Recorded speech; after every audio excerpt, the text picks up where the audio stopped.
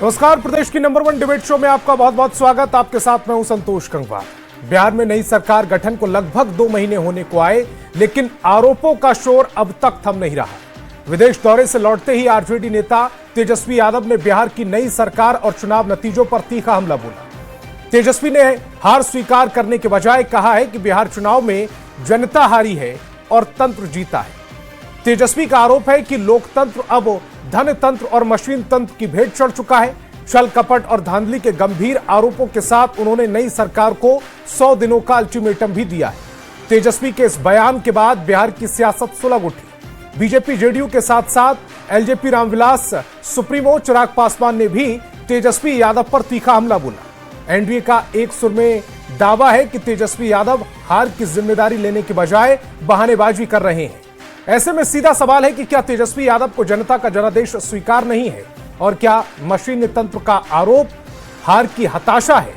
आज इसी मुद्दे पर करेंगे बहस। सबसे पहले सुनवाते हैं तेजस्वी यादव का बयान और उस पर चिराग पासवान ने क्या कुछ रिएक्शन दिया है। चुनाव में इस लोकतंत्र में लोक हारा है और तंत्र जीती है। आप कह सकते हैं कि लोक की हार हुई है और तंत्र की चुनाव में जीत हुई है। जनतंत्र को इन लोगों ने धन तंत्र और मशीन तंत्र बना दिया है। हम लोग सब लोग जानते हैं कि क्या षड्यंत्र रचा गया, छल कपट से ये लोग चुनाव जीते। तो 100 दिन तक इस सरकार के निर्णय और नीति पे हम कुछ नहीं बोलेंगे और देखते हैं कि 100 दिन बाद कब हमारी माताओं बहनों को 2-2 लाख रुपया मिलता है। ये लोग सिर्फ पल्ला झाड़ रहे हैं हार का। मैं आग्रह करूंगा राजद और विपक्ष के नेताओं से, जब तक आप अपनी हार पे मंथन नहीं कीजिएगा आप समझ ही नहीं पाइएगा। और आप लोग आज से ये लोग चुनाव नहीं हार रहे हैं, ये लोग 2010 से ये लोग लगातार चुनाव हार रहे हैं। राजद 2005 के बाद कभी अपने बलबूते पर वापस आने की कल्पना नहीं कर सकती। हकीकत है कि जो जंगल राज इनके कार्यकाल में रहा है, आज भी जनता उसको भूली नहीं है। तेजस्वी यादव के आरोपों पर बीजेपी भी हमलावर है। सुनिए केंद्रीय मंत्री गिरिराज सिंह और बिहार बीजेपी अध्यक्ष संजय सरावगी ने क्या कुछ कहा है। बाबा हो जाएं कि तो जी ये दोनों बाप बेटा मौन हो जाएं, कहीं प्रायश्चित करें बैठ करके 100 दिन प्रायश्चित करें। और पता लगा आप ही लोग के माध्यम से कि आज 40-45 दिन तक आ गए। बिहार की जनता उनको रिजेक्ट कर चुकी है और वो भी बिहार को गंभीरता से नहीं लेते। नहीं तो विधानसभा का गठन हुआ और पहले सत्र में ही वो गायब हो गए। इसके पहले भी चाहे वो बाढ़ का मामला हो, चाहे कोई भी मामला हो, विधानसभा में जितने गंभीर मुद्दे पर बहस होती थी नेता प्रतिपक्ष गायब रहते थे। इसलिए बिहार में उनका सुपड़ा साफ कर दिया। इसलिए लगता है वो बहुत ज्यादा शोक में जो है गायब रह रहे हैं। हालांकि जहानाबाद से तेजस्वी यादव की पार्टी आरजेडी के ही सांसद हैं सुरेंद्र यादव, जो एक वायरल वीडियो में साफ कहते सुनाई दे रहे हैं कि अब की बार आरजेडी को यादव वोट भी पूरा नहीं मिला। सिर्फ एक विधानसभा सीट पर ही 15,000 से ज्यादा यादव वोट उनके विरोधी को मिल गए। इस दावे को भी सुन लीजिए। 15,000 चंद्रिका यादव दिया वोट, प्रमुखवा दिया खोल के वोट, आम आदमी टोटल वोट उसको मिला है। जानते कितना? 15,000 यादव खाली वोट। आज जानिएगा तब ना भाई। ठीक है सर, क्या करिए तो उसमें क्या करते भाई, मुंह क्या करते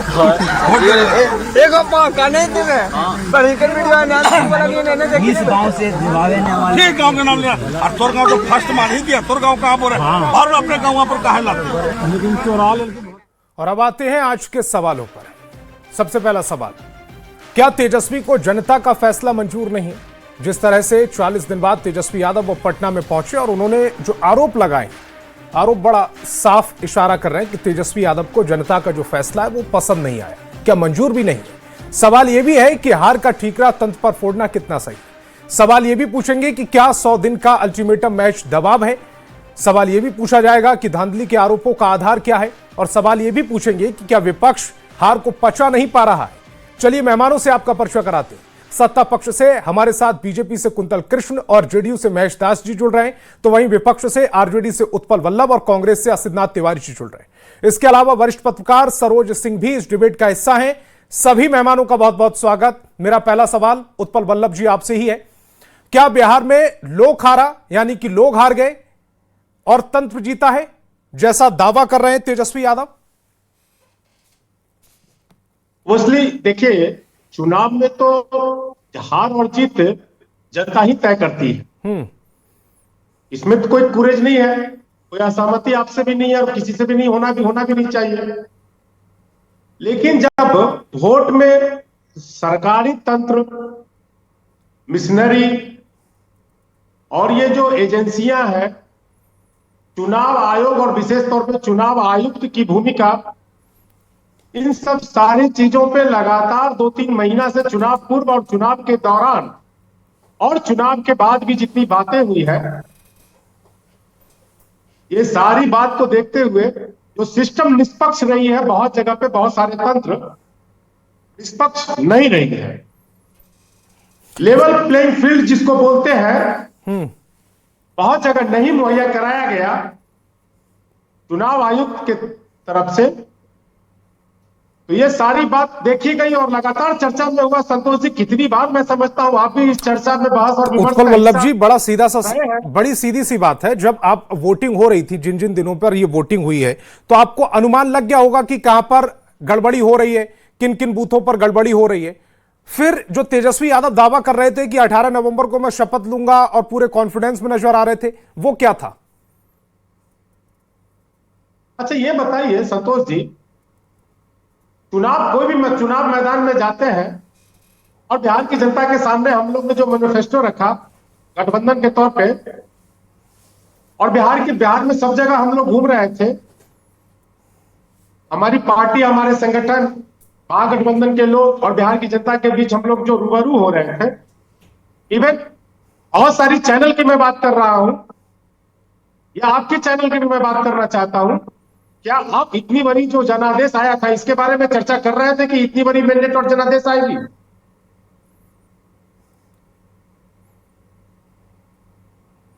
मैं आपसे पूछता हूं। हमारा सर्वे देखा था आपने? हम तो 155 से 165 सीटें एनडीए को दे रहे थे। हमारे सर्वे में तो 155 से 165 सीटें एनडीए की तरफ जा रही थी, और उसमें ये भी मेंशन था कि अगर महिला वोटर बड़ी तादाद में जिधर चली जाएंगी, सीटों की संख्या घट बढ़ सकती है। इसके साथ वो सर्वे किया गया था। समग्र रूप से भारत के जो मीडिया है उसके जो सर्वे, बहुत सारे सर्वे एजेंसियां, अरे छोड़िए ना, आप मुद्दे पर आइएगा। आपको उस समय दिक्कत नहीं थी, अब आपको दिक्कत हो गई, और उसमें भी बड़ी मजे की बात यह है कि रिजल्ट के 2-3 दिन तक तेजस्वी यादव नहीं दिखे। फिर जब प्रतिक्रिया आई तो कह दिया कि 10,000 जो दिए गए लोगों को उस पर दोष मढ़ा गया। फिर जनता को घूस देकर चुनाव जीतने का उन्होंने आरोप लगाया। फिर 5 दिन के विधानसभा सत्र में सिर्फ 2 दिन दिखे। फिर 40 दिन के प्रवास पर चले गए। कहां गए किसी को जानकारी नहीं है, कयासी लगाते रहे। प्रवास से लौटे तो कह रहे हैं जनता हारी है, तंत्र जीता है। बड़ा गजब की बात है। कुंतल कृष्ण जी, ये बहानेबाजी है या 40 दिन तक जो मंथन किया है उसका रिजल्ट है? ये 40 दिन तक जो समीक्षा की है, कुंतल कृष्ण जी को जरा स्क्रीन पर लेकर आए, उसके बाद यही निकला है कि जनता हार गई और तंत्र जीता है। संतोष जी, बिहार की हार अगर तेजस्वी को पसंद नहीं है तो तेजस्वी भी बिहार को पसंद नहीं है। और तेजस्वी ही नहीं, इनका पूरा परिवार, राष्ट्रीय जनता दल 2005 से लगातार हार रहे हैं। कोई नई बात थोड़ी है इनके लिए हारना। और ये 40 दिनों के पिकनिक के बाद लौटे हैं। तेजस्वी यादव, अगर राजद हारा है तो उसके लिए सिर्फ एक आदमी जिम्मेदार है, तेजस्वी यादव और लालू प्रसाद और इनका पूरा परिवार। लालू प्रसाद यादव ने 15 साल जिस तरीके से बिहार को लूटा है, उसके बाद तो बिहार के पास 2 ही ऑप्शन बचे थे। अभी पहली बार थोड़ी आ रहे तेजस्वी जी जो इस तरह की बहानेबाजी कर रहे हैं। भाई, इन चुनावों में जनता के पास 2 विकल्प था। एक विकल्प था कि वही 90 से 2005 वाला जो जंगल राज था, जिसमें कि भ्रष्टाचार का राज था, अपराधियों का राज था, लूटपाट का राज था, वो राज वापस आ जाए। और दूसरा विकल्प था कि सुशासन के साथ सेवा और विकास की बात हो। जनता ने सुशासन के साथ सेवा और विकास को चुना। ऊपर से एक और मजे की बात बता देता हूं। तेजस्वी यादव बिहार को लेकर के कितना सीरियस है, इसके दो तो मैं ताजा तरीन एग्जाम्पल आपको बता देता हूं।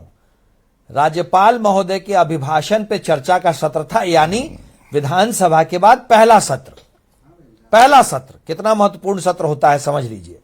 उस सत्र के दरमियान ही बिहार के नेता विपक्ष कहीं पिकनिक मनाने चले गए, 35-40 दिनों तक गायब रहे। उसके बाद जब अवतरित हुए तो उत्तराखंड के पहाड़ों के बीच में एक हिस्ट्री शीटर के साथ कव्वाली सुनते अवतरित हुए। ये तो है बिहार के नेता विपक्ष। राजनीति सेवा है, जो 24 घंटे की सेवा है, और ये पार्ट टाइम पॉलिटिक्स सेवा छोड़ दें। ये तो राजनीति भी पार्ट टाइम नहीं करते हैं, ये तो टाइम निकाल के राजनीति करने वाले लोग हैं। लालू प्रसाद यादव के नालायक राजकुमार तेजस्वी यादव इस बार बिहार में राजद की हार के सबसे बड़े जिम्मेदार हैं। बेहतर होगा तेजस्वी हार की जिम्मेदारी ले और अपने आप को राजद के हर भार से और बिहार के नेता विपक्ष के भार से मुक्त करें। तेजस्वी यादव उस लायक नहीं है कि बिहार में नेता विपक्ष रह सके।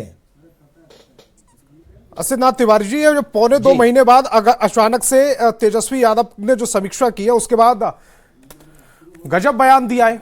आते ही सबसे पहले कह दिया कि बिहार में तंत्र जीत गया और जनता हार गई, यानी कि सीधे सीधे जनादेश का अपमान ना माने, इसे तो क्या माना जाए? तेजस्वी जी जो कह रहे हैं इसकी पुष्टि नरेंद्र मोदी जी के कैबिनेट के मंत्री जीतन राम मांझी जी कर चुके हैं। मांझी जी ने बहुत साफ शब्दों में कहा था कि कैसे उन्होंने डीएम को फोन किया और फिर हारे हुए उम्मीदवार को जितवा दिया। मतलब साफ है कि जो ब्यूरोक्रेसी है, जो तंत्र है, वो जनादेश को प्रभावित करता है। अब कितने बड़े पैमाने पर करता है, छोटे पैमाने पर करता है, ये अलग मुद्दा है, लेकिन वो प्रभावित करता है।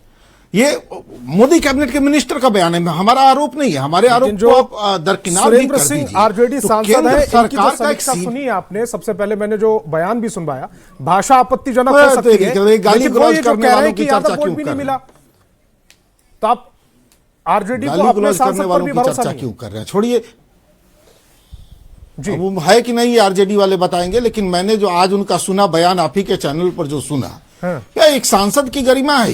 ये गाली गलौज करने वाले लोग, दुर्भाग्य है इस लोकतंत्र का कि ऐसे लोग भी सांसद, मर्डरर सांसद चुना गया, बलात्कारी सांसद विधायक चुना गया, अपहरणकर्ता चुना गया, ये गाली गलौज करने वाले लोग चुने जा रहे हैं। ये हमारे लोकतंत्र की बुनियादी खराबी का नतीजा है। इन सब विषयों पर चर्चा करके समय जाया मत कीजिए। नहीं, इसीलिए मैंने चर्चा उस पर मुद्दे पर ही रहिए, हटाइए। वो चाहे किसी गठबंधन समीक्षा, उसकी समीक्षा को आधार बना रहा हूं। उन्होंने जो समीक्षा की कि यादव वोट भी नहीं मिला और एक विधानसभा सीट से वो बता रहे हैं 15,000 यादव वोट उस विपक्ष की तरफ चला गया। तो जब आपका कोर वोटर आपकी तरफ नहीं आएगा तो जीतिएगा कैसे? फिर आप बहानेबाजी करती रहिएगा। वो सांसद है वहां के, उनका अपना आकलन होगा। इस वो जो बोल रहे हैं सही बोल रहे होंगे, उससे मुझे कोई आपत्ति नहीं है। मैं मूल बात वही कह रहा हूं कि तंत्र चुनाव को प्रभावित करता है तो केंद्रीय मंत्री की स्वीकारोक्ति है। तो अगर तेजस्वी ने कह दिया तो इसमें क्या गलत कह दिया, सो बताइए। ये तो मोदी सरकार के मंत्री, उनके कैबिनेट के मिनिस्टर ने एक्सेप्ट किया है। तो तेजस्वी यादव ने जीते हुए उम्मीदवार को हरवाया, इनके पार्टी तो 2005 से सत्ता में नहीं है ना। 2005 से तंत्र ही यहां पर प्रभावित कर रहा था चुनाव। मैंने क्या कहा, किस पैमाने पर हुआ है मैं नहीं जानता। मुझे लगता है मांझी जी को भी पूरी जानकारी नहीं हुई कि कितने बड़े पैमाने, छोटे पैमाने पर तंत्र प्रभावित करता है। लेकिन अगर वो कह रहे हैं तो इसका मतलब है कि वो कर रहा है और ये हमारे लोकतंत्र के लिए खतरा है। महेश दास जी, ये जो नियम है, चूंकि मैं आज थोड़ा सा पढ़ भी रहा था, लोक प्रतिनिधित्व अधिनियम 1951, इसके तहत 45 दिनों तक आप शिकायत कर सकते हैं। अगर आपको या जनता को भी यह भ्रम हो या यह विश्वास हो कि चुनाव प्रभावित हुआ है, धांधली हुई है, उसमें जो जनता ने मताधिकार का इस्तेमाल किया है उसको प्रभावित करने की कोशिश की गई है, तो किसी भी राज्य के हाई कोर्ट में जाकर आप अपनी शिकायत दर्ज करा सकते हैं। उस पूरे चुनाव की जांच हो जाएगी। तो फिर 45 दिन से ज्यादा निकल जाने के का इंतजार किया जा रहा था क्या? देखिए, नहीं, हम लोगों ने किया है, कांग्रेस ने किया है। राजद के राजकुमार जैसे ही जनता ने जनादेश दिया, तुरंत यहां से निकलकर विदेश यात्रा पे चले गए और उधर से आने के बाद ये क्या कह रहे हैं कि जनता का जनादेश का अपमान है। अरे भाई, जिस जनता के उम्मीदों पे आप खड़े कभी उतरे नहीं हैं, उस जनता से आप उम्मीद क्या करते हैं? जनता ने तो विकास को चुना है, सुशासन को चुना है। आपके तो चुनाव के दरमियान भी तेजस्वी यादव जी जनता के बीच नहीं पहुंच पाए।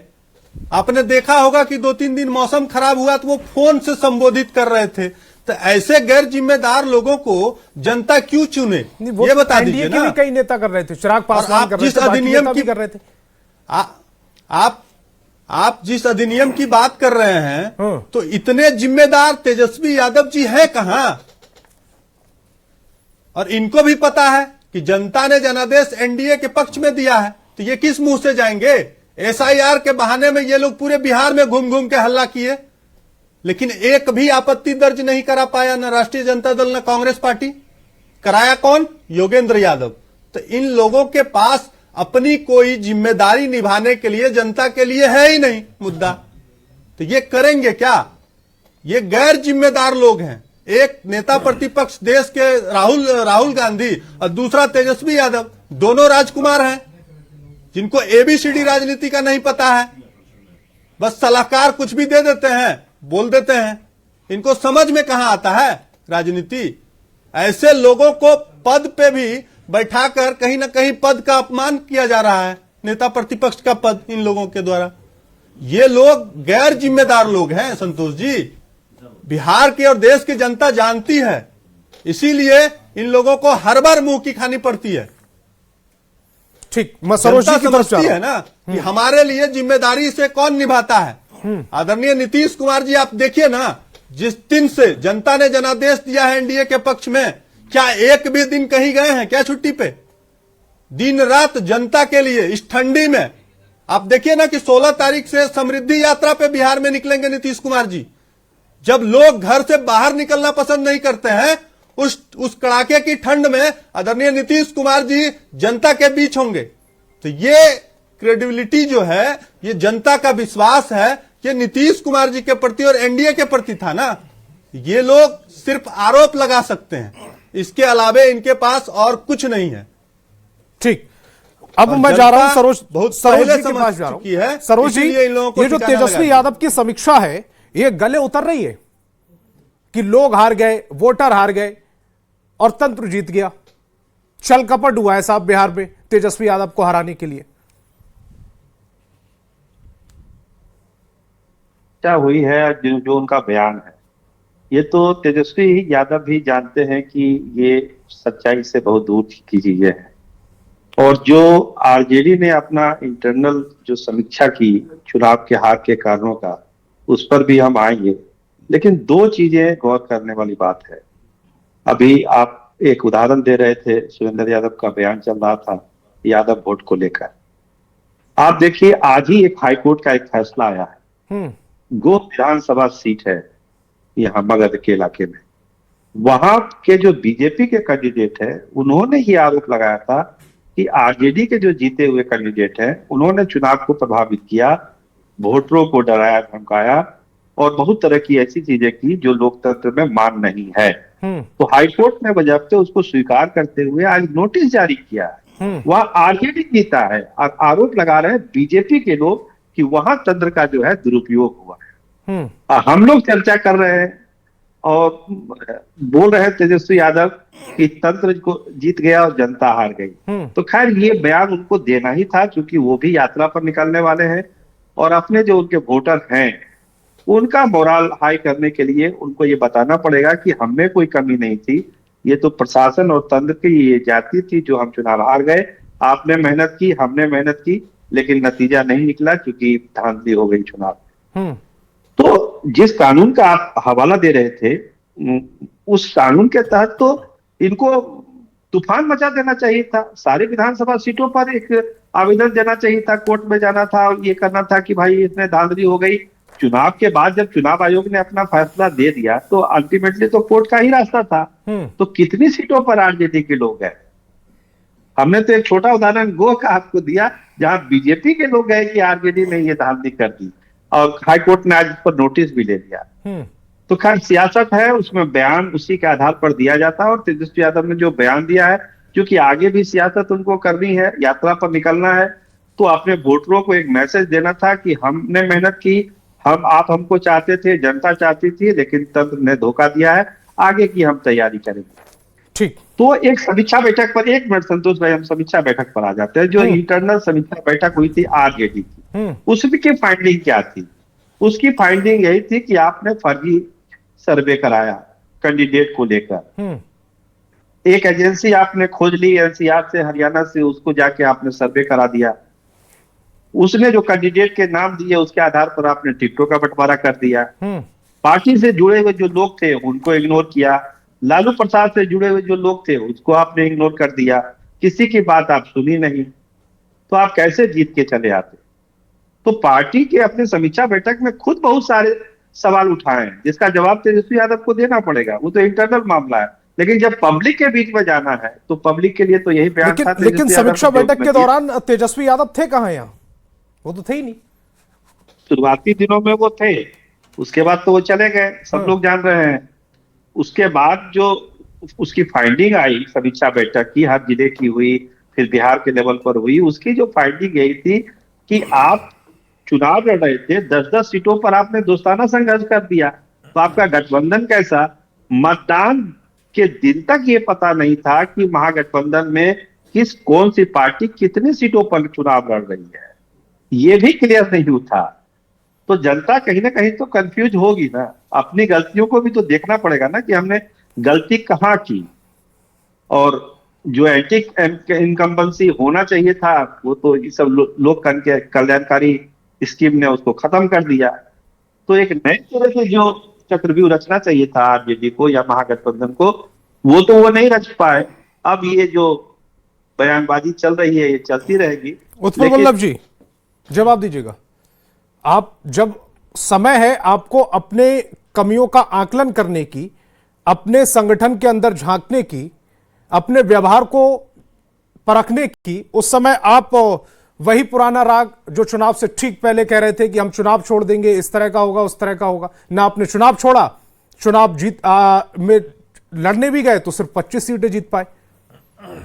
संतोष जी ध्यान से सुनिएगा एक चीज। दूसरा चीज क्या है कि जब एनडीए के प्रवक्ता बोलते हैं तो आसाराम बापू के, उनके भक्त के तरह आप सुनते हैं, बीच में इंटरप्ट नहीं करते हैं। वैसे ही हमको इंटरप्ट नहीं कीजिएगा।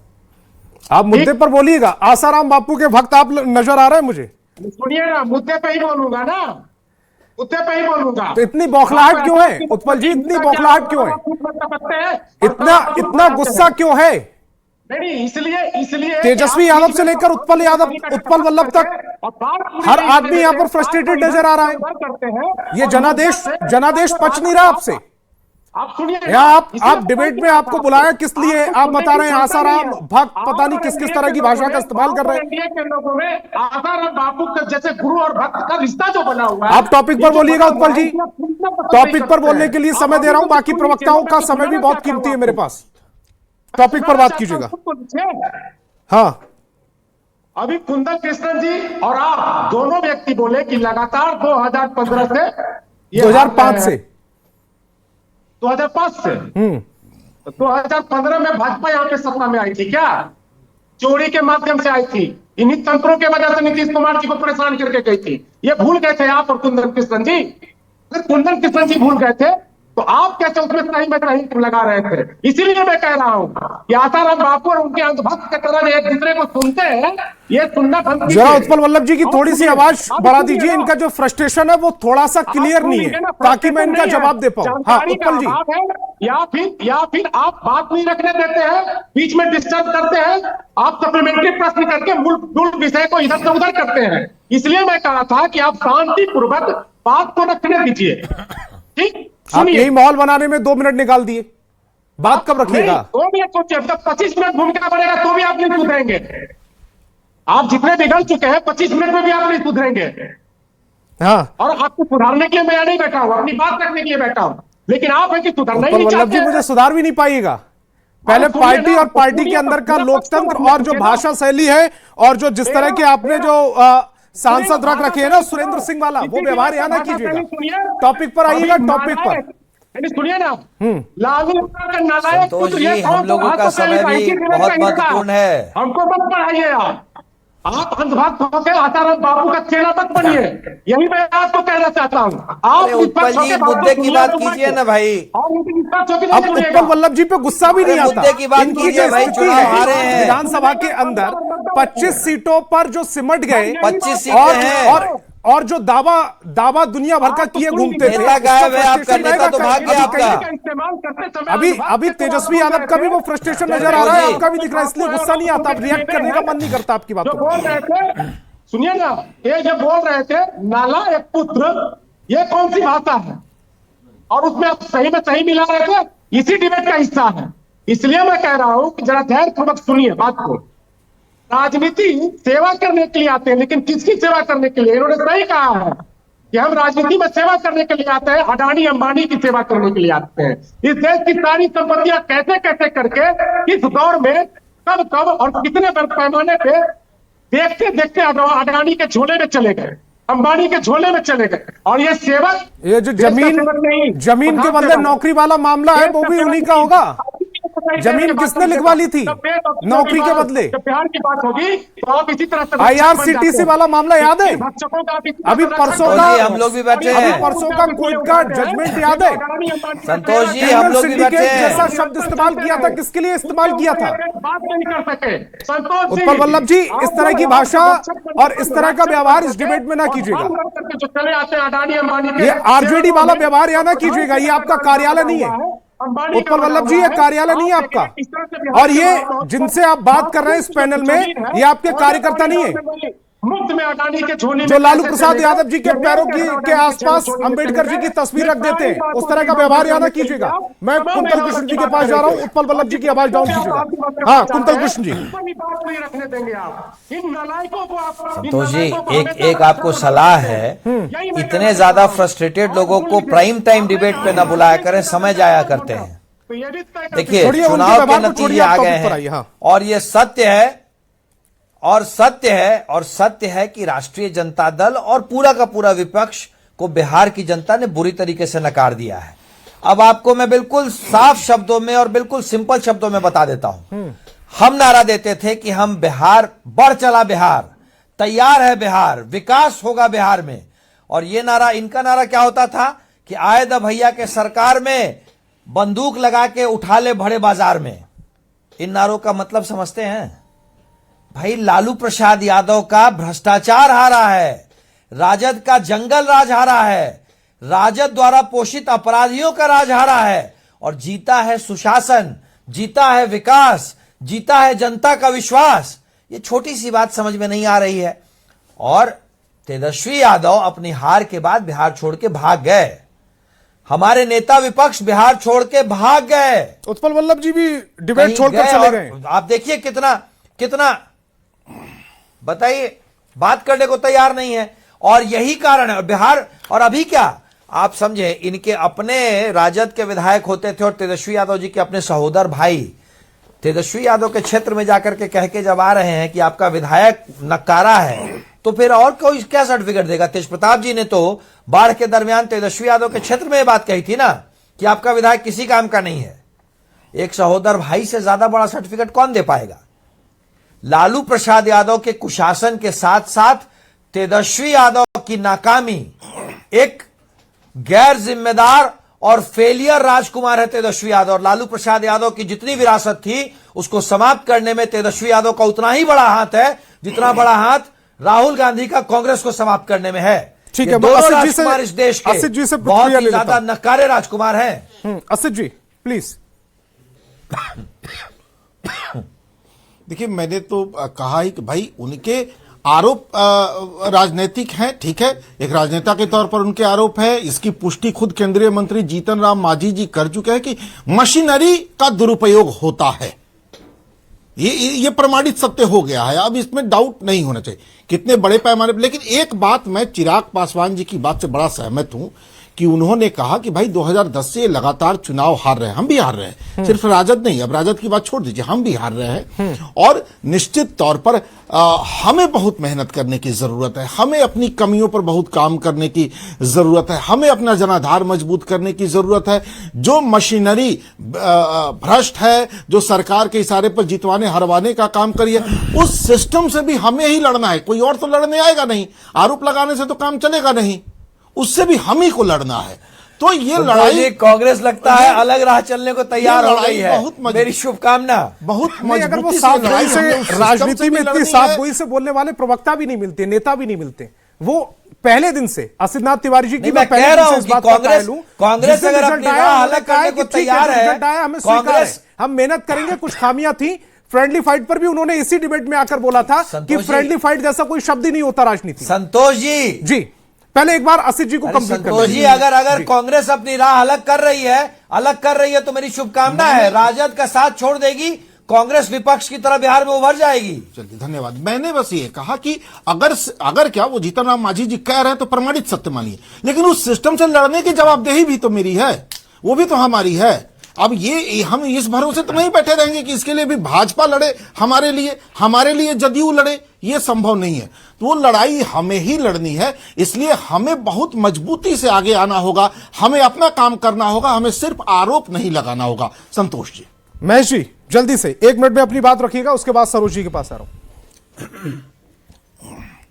संतोष जी, जिस पार्टी को हरियाणा के लोग असिस्ट करें और उस पार्टी को टिकट देने के लिए सर्वे इस आधार पे हो कि किसका अटैची भारी है, तो उस पार्टी का तो हाल यही होना है। दूसरी बात, जिस तेजस्वी यादव जी के नेतृत्व में पूरा परिवार विखंडित हो गया है, उस पार्टी का भला कौन कर सकता है? अब बताइए ना, उनके पार्टी के नेता शिवानंद तिवारी जी हैं, वो तो सीधा सवाल कर रहे हैं तेजस्वी यादव जी के नेतृत्व पे। तो ये तो साफ दिखता है ना कि नाकामी छुपाने के लिए मशीनरी पे सवाल करो। अरे भाई, आप अपनी जिम्मेदारी तो निभाते नहीं हैं। ठीक है सरोज जी, बताइए ना, टिकट देते समय कहीं आपको संतोष जी 10 सेकेंड, टिकट देते समय उनके पार्टी के प्रदेश अध्यक्ष कौन थे? मंगनी लाल मंडल। कहीं नजर आए थे क्या? कहीं नजर नहीं आएंगे, लेकिन समीक्षा कौन करेंगे? तो मंगनी लाल मंडल। तो ये इनकी स्थिति है। ठीक है सरोज जी, क्लोजिंग स्टेटमेंट। और ये उम्मीद करते हैं कि जनता इनके प्रति सहानुभूति रखे। अच्छे पत्रकार हैं जी।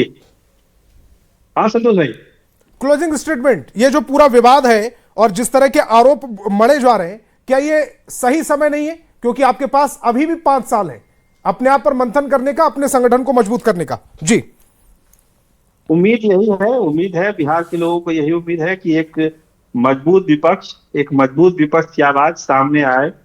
बहुमत है, अपार बहुमत है एनडीए को, लेकिन 25 विधायक कम नहीं होते हैं।